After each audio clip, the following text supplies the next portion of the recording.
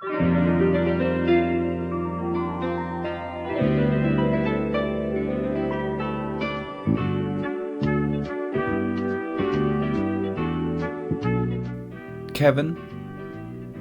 Kevin? Kevin! Oh, yeah, that's right. Kevin's not here. Hey, everybody. This is Vern, and welcome to KeVern, but without Kevin. Kevin and myself are both, super busy right now. I have had a crazy busy September, and it seems as though Kevin has as well, and we are both hard at work on individual secret projects for October. By the time this episode comes out, you'll have known what my secret project is. I don't know what I do know what Kevin's secret project is because I'm a part of it. But I don't know if he wants that out in the world, so I won't say what it is that he's working on. But we've both been super busy scheduling the other show that we do together, Movies for Babies with Justin. That's been kind of difficult this month. But with him being busy and with myself being busy, we realized that it was going to be hard. We were going to have a hard time making KeVern work for this month. And so what we ended up deciding to do was doing 2 individual episodes. So this episode will be Vern. And I don't know what order they'll come out in, but the other episode for October will be Kev. So you'll get KeVern, but not Kevin and Vern at the same time. So if you listen to KeVern and you hear me talk and you think, oh my god, I can't stand this guy, I wish he would shut up, this won't be an episode for you. Listen to Kevin's episode. And also, if this is your first time listening to KeVern, don't listen to this one, because this one's going to be way different from what we normally do. This one's going to be a weird one, I guess. So don't listen to this one. Listen to... You hear that loud car outside? It's 3:31 in the morning right now in Salt Lake City, Utah, and got cars driving around like that. You know, you can never escape the Midwest. You can never escape small town Illinois or small town Missouri. I got completely distracted by that car. But yeah, if this is your first time ever listening to a KeVern, don't listen to this one. Turn it off right now. Listen to, I don't know, Boner Origins. Or listen to Friend Cloud, or I don't know. Listen to any of them, but don't listen to this one. All right, and so by virtue of it being 3:31 in the morning, and by virtue of it being a Just The Verns special of KeVern, this is going to be a more chill episode, a more relaxed, cool, calm, whatever episode. So because we're doing things different, let's get some BMG in here. Or no, BGM, excuse me. Let's get some BGM in here. Ooh, yeah, do you like that? That's nice. If I decide to go with the route I'm thinking, you're going to be hearing the sounds of Rio by Michael Nesmith at this time. Maybe one of my favorite songs. I discovered it somewhat recently, and I don't know, man. Just the more and more I listen to it, the more it speaks to inner truth. Anyway, so yeah, we're flying solo. Lot more difficult than I thought it was going to be. I talk a whole lot, and I thought being able to do a solo KeVern would be super easy. But, it's not. Kevin is a very gifted performer. Kevin's just very gifted in general. But he's really great at doing things like this. Kevin really knows structure And like, this is gonna sound like, and you know, like I'm dissing him or not or something, and I'm not. But he knows like he knows formula. He's a great host, and I'm not. And I'm not saying this for sympathy. I'm just not. Kevin knows how to win over a crowd immediately and kind of introduce him. Kevin has a good job of conveying with his words and with his persona, like, what the thing is he's doing is. And so, in a way that the audience understands it. And that's always been something that I've really admired about Kevin. Also been something that I've been kind of jealous of. Kevin just knows how to work a crowd. Kevin, you know, I really enjoy working with Kevin. Kevin and I butt heads. We've only butt heads a little bit. There's been maybe 2 things that we've really had completely opposite opinions of the thing we were working on together. There's only been 2 things that I can think of that, like, I thought he was dead wrong and he thought I was dead wrong. I guess maybe by virtue of the fact that we don't normally butt heads, that makes the times when we butt heads, like, even more, like, fierce and intense or something. But also, like, Kevin really knows his vision. And I think, and I could be speaking out of line here, but I feel like Kevin, like, really understands his vision and can really eloquently, like, put it into words. Whereas I know my vision and I have an understanding of it, but I have a really hard time translating it. I have a really hard time just getting it from one space in my head to my lips. And so, like, the times that Kevin and I have, like, butted heads on ideas, it's been very frustrating for both of us, but I'm sure it's frustrating for him because he can, like, eloquently describe what he's thinking of and why he's thinking that. And I have a hard time, so I'm just like, and, you know, very, very frustrating for him, I'm sure. And so, like, he can give me a carefully contemplated response as to why he's thinking the way he's thinking. And all I can say is, no, that's bad, or no, that's wrong. And I feel bad. And I feel like sometimes because of that, like, I can't pull my weight as a creative partner or whatever. And then maybe it seems like I don't care or I'm being bullheaded or ignorant. And it's not that. It's that I do care. It's just I have a hard time expressing how I care. But it's really nice is working with Kevin, and it's really nice doing this show, KeVern. It's not much, and you know, it's a podcast where 2 people are talking to each other, which there's a glut of. But I don't know.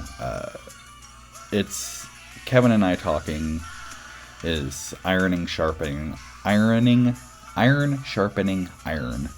or maybe like iron sharpening copper or something. Him being the iron, me being the lesser metal.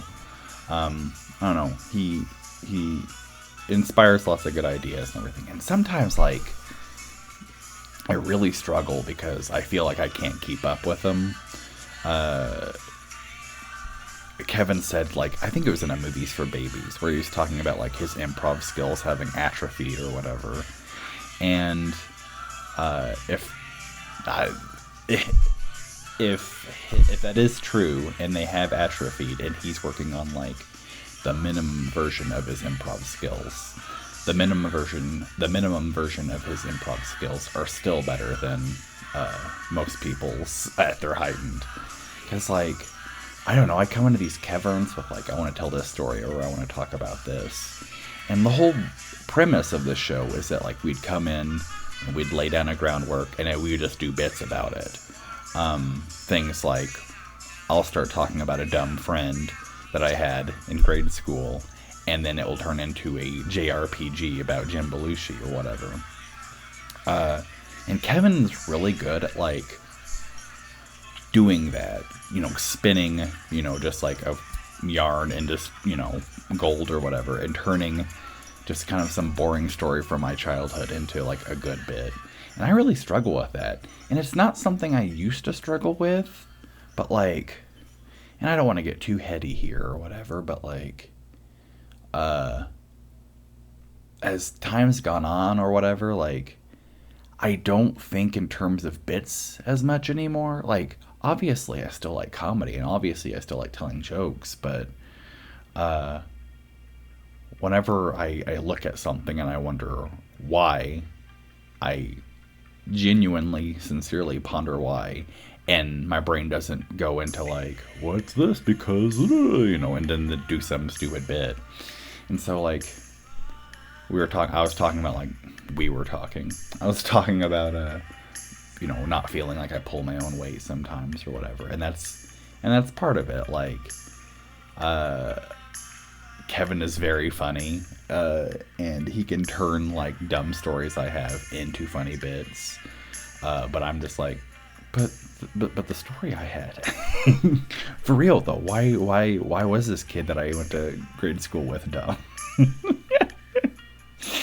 And that's something I'm working on. I hope that if y'all listen to KeVern, you don't get too frustrated with me. Be like, Vern, just do jokes, come on. And so much of my like quote unquote improv and rapport with Kevin is just me like, yes, absolutely, yes, and laughing. And I need to remember it's Vern. It's yes and. Like, you say yes and then you add something, not just... I got so hooked on like positive affirmations that I forgot that I could add my own things in there. But it's all cool. It's all good. Like I said, iron sharpening iron, or iron sharpening copper, iron sharpening aluminum. I keep saying I want to say sharpening. I'm from Boston. But yeah, it's Kevin is a good launch pad. Not a launch pad. I don't know, he's good to like bounce ideas off of, but by virtue of bouncing ideas off of him, I realize that he's a target, way up.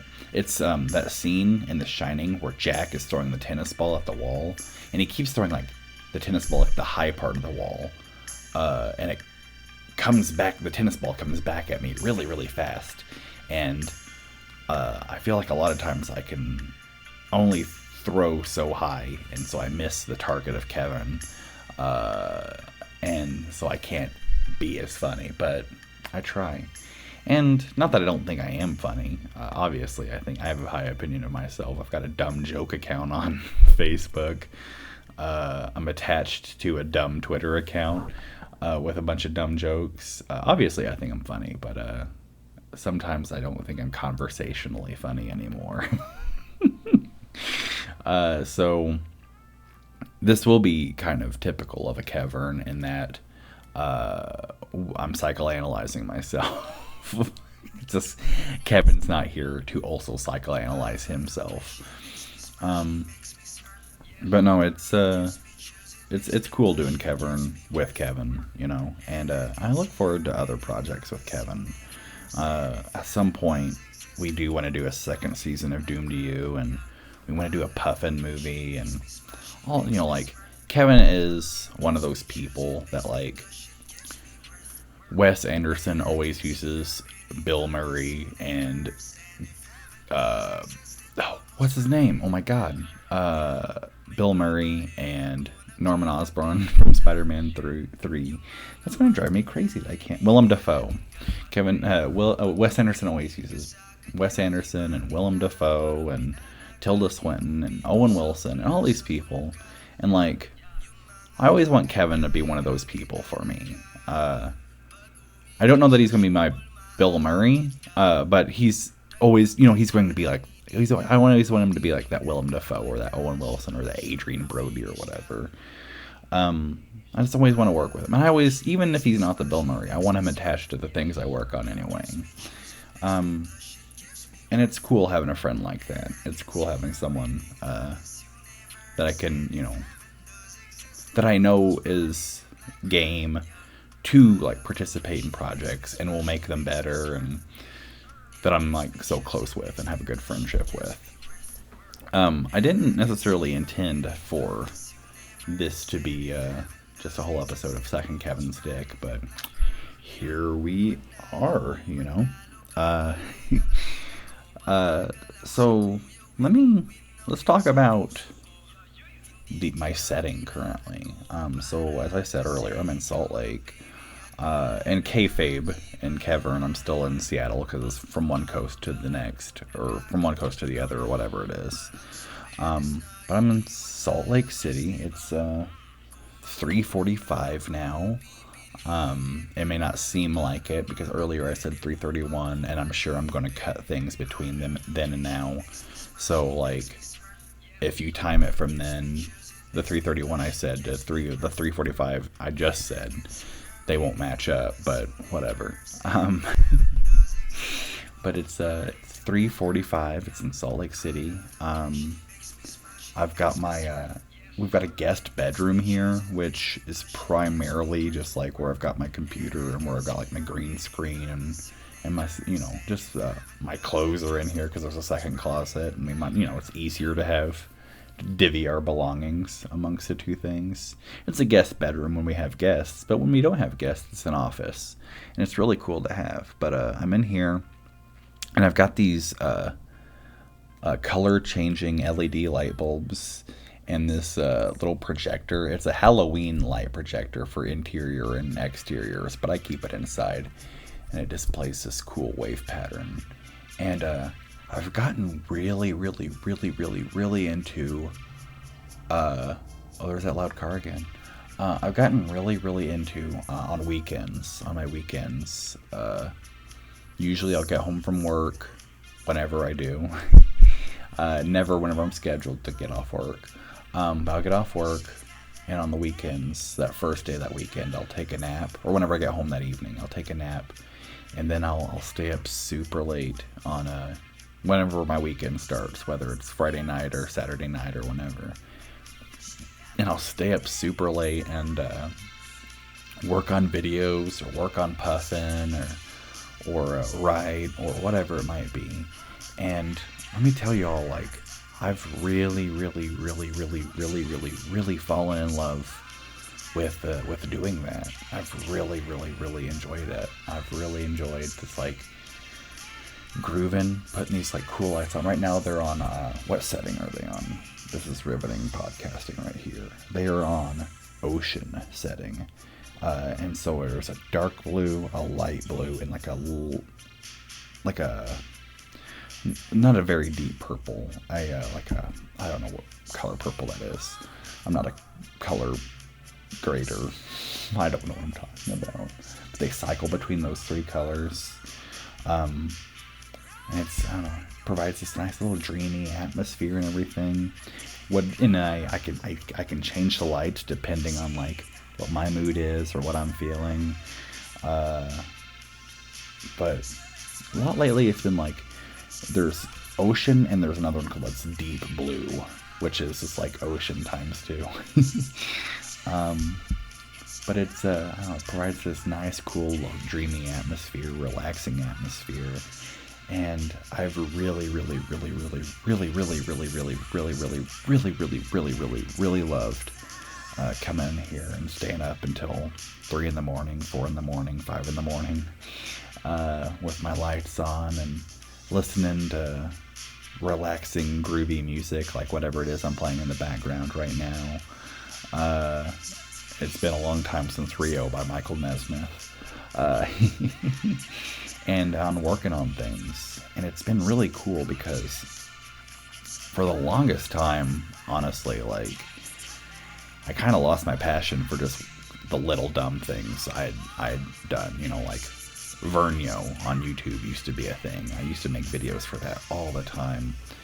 And then, like, time was a thing, finding time to do things, but also, like, film school was a big detriment of Vernio and me making things because there's a lot of people who would, like, make fun of the things I was doing because they weren't great. But, like, also, of course, they weren't great. I don't know, I have this thing in me where, like, this is like I don't know, hitting render or hitting export just feels so good to me. Oh, I love it. I love it. I love it. And that's a high that I chase all the time.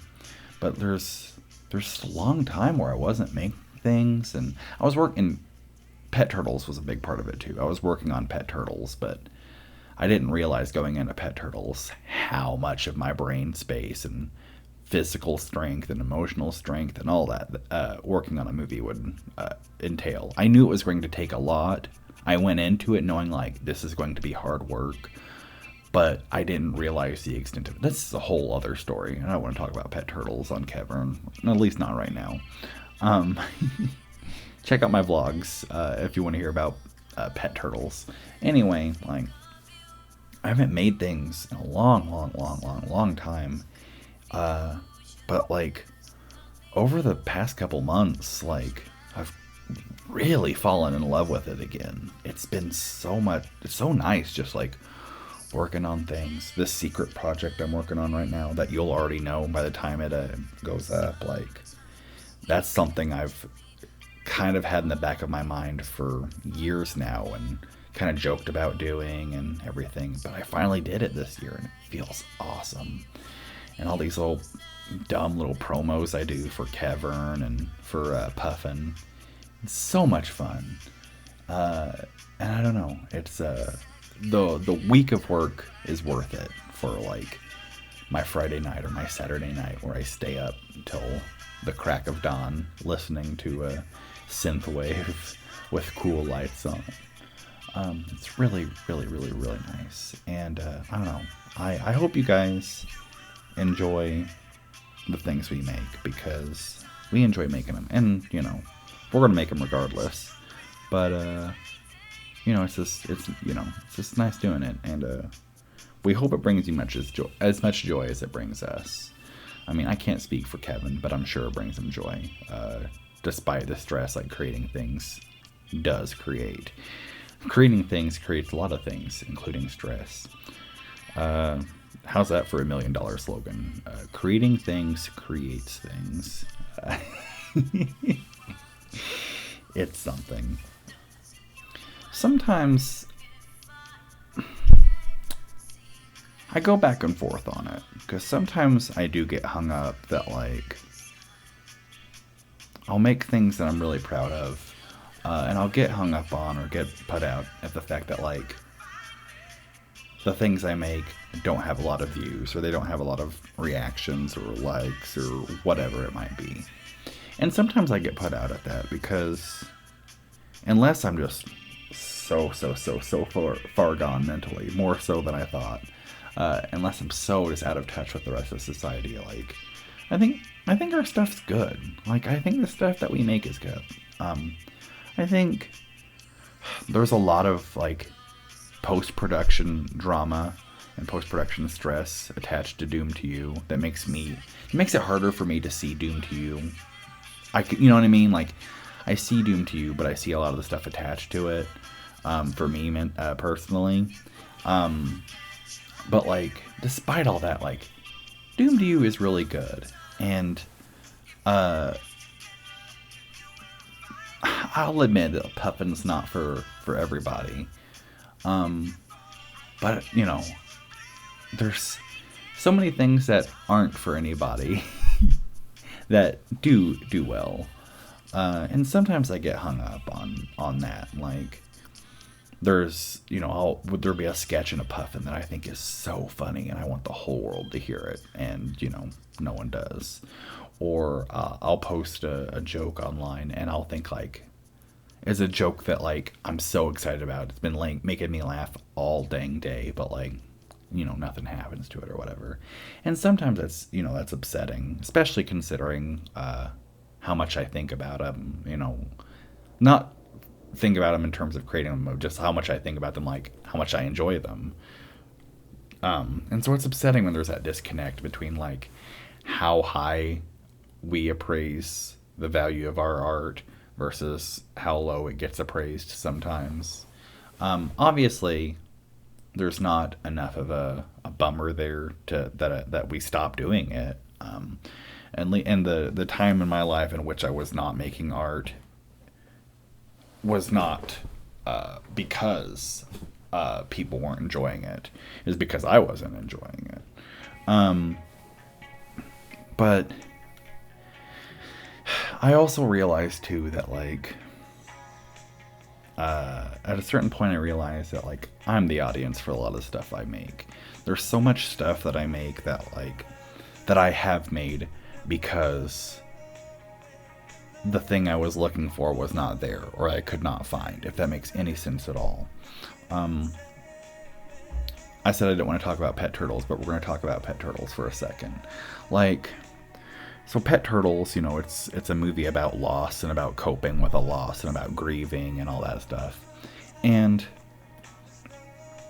whenever the loss in my life happened that inspired Pet Turtles did happen, the thing that made it so hard was just like how alone I felt in it. The circumstances of that loss were so unique, I thought, and no one I knew like could relate. And I'd tell people about like what had happened, and they'd just be like, "Oh my God, I've never heard of anything." You know what I mean? Like they would never say, "I've never heard of anything like that," but you know, they were at a loss for words. They didn't know what to say. It wasn't the same as like grandma got sick. You know what I mean? It was something very sudden and very tragic. And I don't want to, I'm getting way too into that. But anyway, part of what made that so hard was like how alone I felt in it. And I was constantly like looking for something that like would scratch that itch for me. You know what I mean? Like something that I could watch or read or whatever and like would make me understand it more. And I didn't find anything. And at a certain point, I just kind of realized, like, if I want comfort from this, and if I want comfort from this ordeal in the form of media, I'm going to have to create it myself. And that's part of the, you know, the onus and the jumping off point for Pet Turtles. And Pet Turtles is like the biggest example of that, of like me going out of my way to create something that I have a need for. I mean, there's other things like that, most certainly. A lot of the stuff I do on Puffin and a lot of stuff I did on Vernio was that same thing where it's like, this is the kind of comedy I really enjoy, but I can't find it anywhere. And so I would create it myself. I really struggled during that, I don't know, like, of that year that we recorded Puffin. There was like 4 months, 5 months, 6 months where I was really struggling because I was doing comedy on Puffin that was scratching an itch. It was comedy that I was looking for, but I could not find elsewhere. There's a certain sense of humor that just I wasn't hearing, and there was a certain like level of comedy that I just wasn't laughing as much. And during that 2 months, 3 months, 4 months, or whatever, however long it was, during recording of Puffin, I discovered Hollywood Handbook, and Hollywood Handbook, the podcast, scratched that itch for me. And so there was a long time we're working on Puffin where I was just like, I don't know if I want to keep doing this. And I didn't have any ideas, and I didn't feel inspired. And it was because like I was finally getting that fix from somewhere else. You know what I mean? I don't know. So much of the art, and eventually, you know, I found something that I wasn't I couldn't find in Hollywood Handbook, and I found that, and I was able to do that in Puffin. But so much of the things I make are like that, where I realize that like fast food's not going to do it. I need a real meal. I need to sit down and prepare a meal.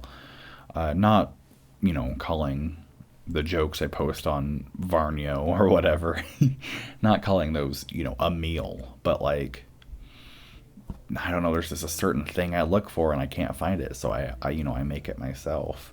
And so like, whenever I get discouraged about, you know, the disconnect between how high I appraise something and how low it gets viewed or reacted to or whatever, I do have to realize and remember, like, Vern, you're making it for yourself. You are your audience. So,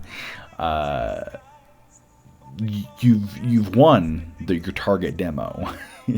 You have to remember that your target demo is one person, and all these extra views and reactions and downloads or whatever.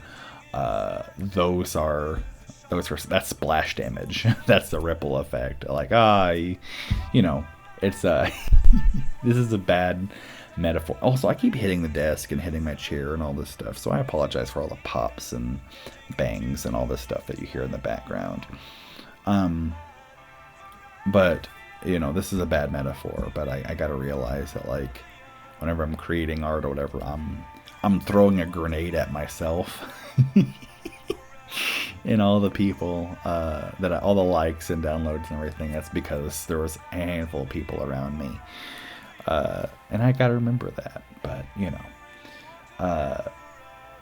I'm not gonna, regardless, even if I'm 80 years old, not that any of us are gonna live to 80, not in this world, not in this state of affairs, but even if I'm 80 years old and I'm still like telling jokes online and making podcasts and making videos that get 2 and 3 likes and 2 or 3 views or whatever, like, I'm going to keep doing it because it's the stuff that, like, I need, it's the stuff that feels good to me. It's the stuff that I pursue. It's a keeping with that, like, food metaphor, me preparing a meal versus going out for fast food. Like, I need to eat. So I'm going to keep preparing food. And, at a certain point, people grow out of wanting to eat ramen noodles, but that's what I have a taste for. I don't know.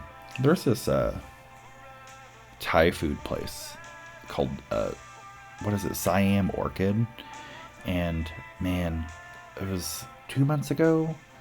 I can't remember when, but, like, I went and got it. And it's like, the food is totally okay. It's totally okay pad thai, and it's totally okay orange chicken. But I got it on a weekend, and I ate it, and it's always way too much food, and I ate it in one sitting. But I just had this feeling of, like, I can rest. The weekend's here. It's over. And I had some Siam Orchid before I got home from work, or as soon as I got home from work, before I took my nap, so I could stay up till 3 in the morning, 4 in the morning, whatever. It's that thing. It's like, Siam Orchid ain't great, and it's not for everybody. But it's the dish that I needed, and that's what my own dumb jokes and my own dumb videos and all that stuff are for me. It's not a dish for everybody, but it's a dish that I think tastes best. And yeah. I can't really think of anything else to say. The problem with doing this was, like, I didn't come in with a game plan.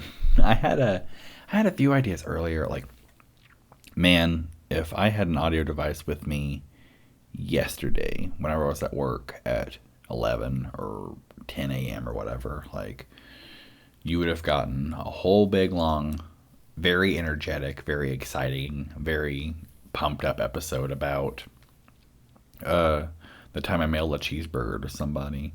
I was really feeling that story, but at 4 in the morning, it's 4:04 now. At 4:04, not feeling that same 10 a.m. energy, and not feeling telling a story about me being a shithead. Just, a nice, chill, relaxing episode of KeVern where I talk about my own personal issues or whatever.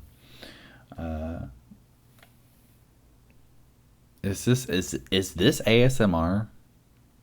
Is this ASMR? Is me talking, like, obviously, like, there's so many ASMR videos on YouTube. There's just so many.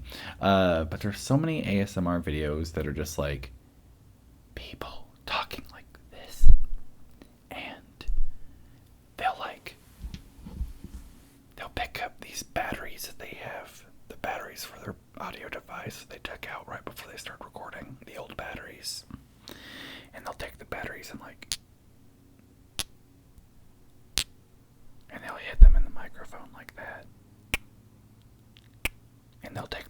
positive ends of the batteries and they'll go. But then they'll take the sides of the batteries and they'll go. And then they'll take the two negative ends of the batteries and they'll go. And then they'll put the batteries down on the table, but they'll put the batteries down on the table next to the microphone. And then they'll roll them like that. Oh my God. And they'll drop them on their lap. And then they'll find something else. They'll find the card reader that they plug into the USB port of their laptop. And they'll take the USB portion out of it. Like that. And then they'll put it right back in. And they'll do that back and forth because they'll realize there's not much you can do with a card reader that you plug into your laptop. And then they'll click on it with their nails.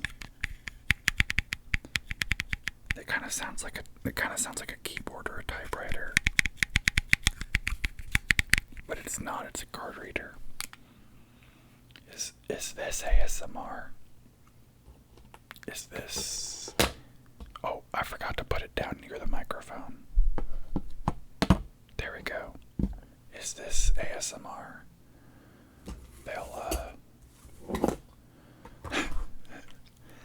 They'll open up their their glasses lens cleaning kit, and they'll do it right in the microphone.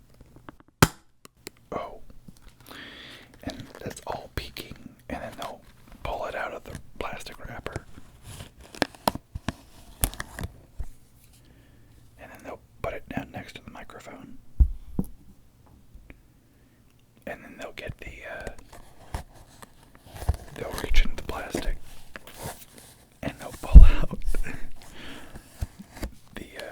the cloth that you use after you spray the lens cleaner. And they'll take the little plastic thing off of the plastic thing off of the cloth. Oh, and then they'll put the plastic thing next to the microphone. There we go. And they'll unfurl the cloth. Oh God. They'll unfurl the cloth like that. And then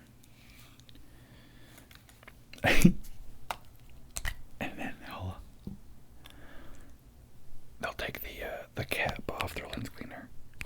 There we go. I keep forgetting to do this stuff near the microphone, and then they'll put it down near the microphone. There we go. And then they'll spray the glasses. They'll spray the lenses of their glasses with their eyeglass cleaner right into the microphone.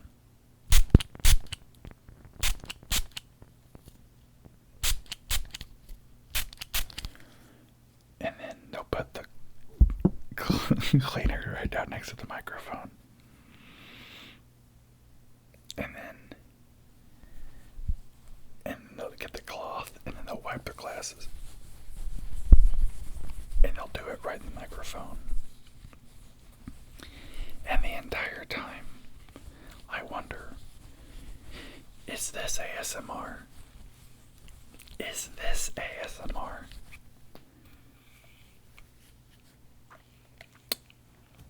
That is most definitely going to be the promo for this episode. I just cleaned them. I just cleaned my glasses on a podcast. That was the big main event. After 40 minutes of talking about art and my relationship with Kevin and all this stuff, that all led up to me cleaning my glasses on a podcast. But I just had to know if this was ASMR. I just had to know. That card reader that I was doing ASMR with, my friend Forrest Wharton got me that, and I appreciate him doing that for me. Well, I gave him the money, but he picked it up for me, and I appreciate him doing that. Forrest is a good friend. Forrest is One of my best friends. I don't like using the term best friend because if you say person A is your best friend, but you're also really close friends with person B, and person B overhears you say that person A is your best friend, and person B thought you were their best friend, that could bum them out. So I try not to use the term best friend for one exclusive person. But if there's a handful of people in my life that I consider my best friends, and Forrest J. Wharton is one of them. Kevin, who I do this show, is one of them. My wife is another one of them. I don't know. It's good to have people like Forrest and Kevin and my wife in my life because they're all good people. And there's not enough good people in the world right now. Or at least the voices of the good people are squashed out by the volumes of the bad people. And so, I don't know. It's nice that my friend Forrest picked up this card reader for me because Forrest is one of my creative partners. And whenever I film something or record something or whatever, I have to use this card reader to get the audio or get the video or whatever that I recorded onto my computer. And I don't know. In a way, it's like I'm always collaborating with Forrest because I'm using this card reader he picked up for me. And that's cool. I'm talking to Forrest tomorrow. I'm going to tell him that he's my friend and that he means a lot to me. And I guess I started out this podcast talking about Kevin and talking about like how important he is for me. And I hope Kevin picked up that he means a lot to me by me talking about him. But I'm going to leave y'all with this at the end of this KeVern. If you've got someone in your life that means a lot to you, whether it be in a platonic way or romantic way or whatever, and whether you've told them before or not that they mean a lot to you, tell them that they mean a lot to you because it's good to hear.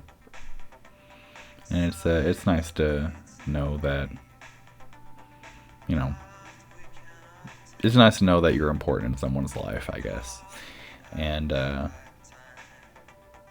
Kevin and Forrest and my wife and so many other people are so important to me and where I am. I'm excited because November's coming up and I'll get a chance to let these people know again how much they mean to me. But that's another story for another time. So, yeah. Tell someone how much they tell someone how much they mean to you, how much you appreciate them. If you want to, you can leave a 5-star review. Where 5-star review for Kevin and Puffin, where it's like, Mom, I just wanted to let you know that I always appreciate it. And, you know, you go to that girl you've been thinking about for a long time, and you're like, oh, I want to tell her I love her one of these days. And you finally like, hey, I've got something I'm meaning to tell you. Go into iTunes and look up the reviews for Puffin Publishing Podcast, and there you'll find what I've been meaning to say for this whole time. And she, oh my God, you feel the same? Oh my God, I wrote it into the KeVern. I posted my thoughts about you in the KeVern's iTunes reviews as well. And man, if two people fell in love and got married or became partnered over the reviews of this show, you know, I'll have succeeded as an artist. Anyway, it's been a weird KeVern. I hope you've enjoyed it. I've enjoyed it. And tell someone how much you think about them. And take care of yourself. Peace.